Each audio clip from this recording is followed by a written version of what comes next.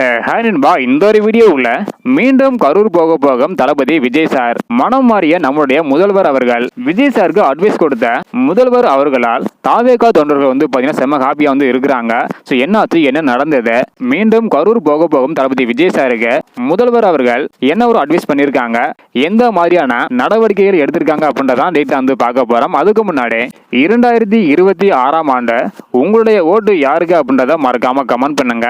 Okay அன்பா, வாங்க வீடியோக்குள்ள போகலாம். ஓகே அன்பா, லேட் பண்ணாம மீண்டும் கரூர் போகும் தளபதி விஜய் சார் முதல்வர் அவரோட ரியாக்ஷன் என்ன சொல்லிருக்காங்க அப்படின்றத டீட்டெயில் பார்த்துடலாம். அதாவது கரூர் போகும் விஜய் சாருக்காக முதல்வர் அவர்கள் பாத்தீங்கன்னா ஆலோசனை கூட்டம் நடத்திருக்காங்களாம். அந்த ஒரு ஆலோசனை கூட்டத்துல நாம் எதையும் தடுக்க கூடாது, விஜய் முறையாக அனுமதி கேட்டால் போலீசாரிடம் கடிதம் கொடுத்தால் அனுமதி கொடுங்க, நம்ம எதையுமே தடுக்க கூடாது, அவர்கள் கேட்கும் கோரிக்கைகளை பாருங்க, பொதுவாக விதிக்கப்படும் அதே கட்டுப்பாடுகளை மட்டுமே விதியுங்கள், கூடுதல் பாதுகாப்பு கேட்டால் தீபாவளி பாதுகாப்பிற்கு இடையே அதற்கான ஏற்பாடுகளை செய்யுங்கள் என்ற முதல்வர் அவர்கள் அறிவுறுத்தியதாக கூறப்படுகிறது.